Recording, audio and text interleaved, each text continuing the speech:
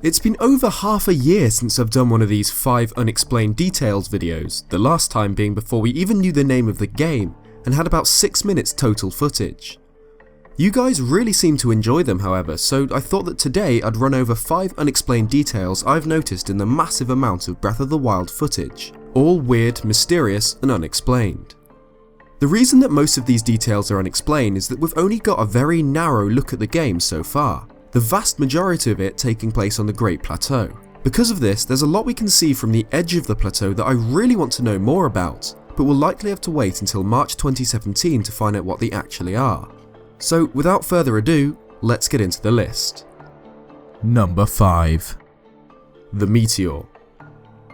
In a few clips of Breath of the Wild's day and night cycle, such as this 23-minute clip on the Japanese Nintendo YouTube channel, a pretty awesome event can be seen from the Great Plateau. At around 16 minutes in, a meteor falls from the sky before crashing into the plains just north of the plateau. Afterwards, a bright light is present at the spot where the meteorite landed for about 6 minutes.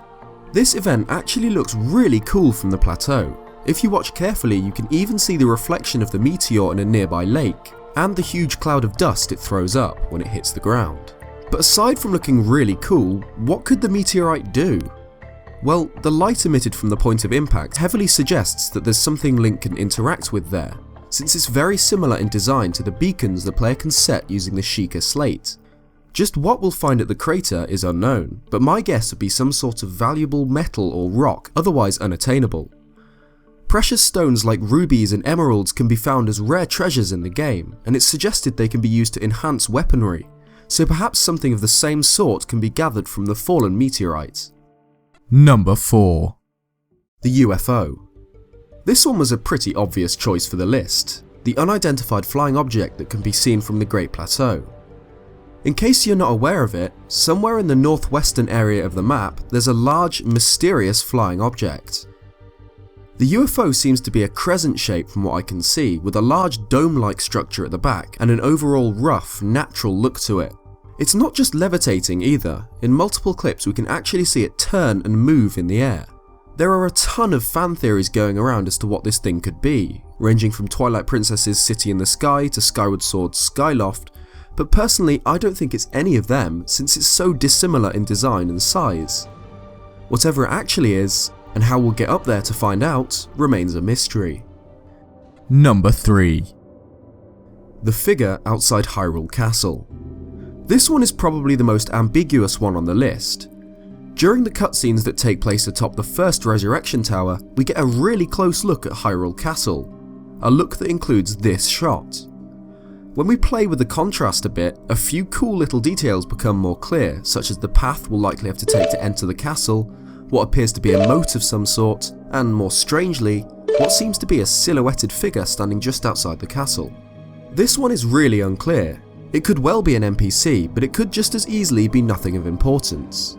If it is an NPC, it raises questions as to who this is, why they're standing outside the castle, and whether they're friend or foe. Number 2. The Black Spot. Now, this one is a mysterious detail we've known about since December 2014 and the Game Awards footage. But the reason it's on this list is because at E3 2016 we got a look at it, and it's still no clearer. There is a large area of Breath of the Wild's map covered in a spherical black spot on the Game Awards 2014 map. This is pretty mysterious as is, but with all the E3 2016 gameplay of Breath of the Wild we can actually pinpoint that this point on the map marks this tall peak in the desert. What makes it more confusing is that the top of this mountain is perpetually engulfed in thick clouds, so the top is completely obscured. Whatever's hidden in these clouds is invisible both from the ground and from the map screen, so the only way to discover it is to travel there yourself. Number 1. Large Sheikah object in the desert.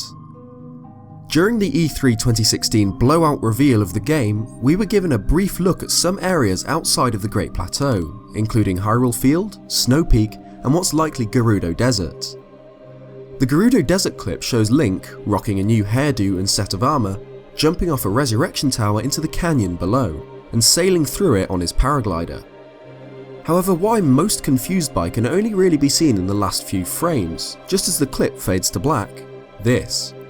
What is this, you ask? I have no idea, although I do think it's Sheikah in design.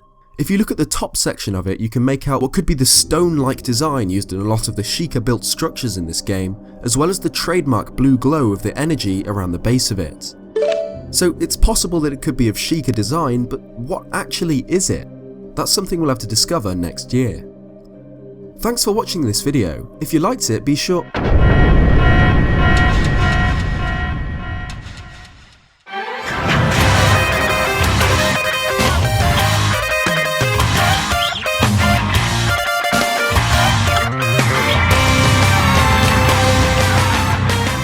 Yep, next week Dr. Wiley is visiting and will be streaming over on his channel. Stay tuned for more information on this. I'll be sure to tweet when we go live, so look out for that. If you like this video, leave a like, and if you haven't already, please consider subscribing. It really helps me out. Cheers guys, and I'll see you next time.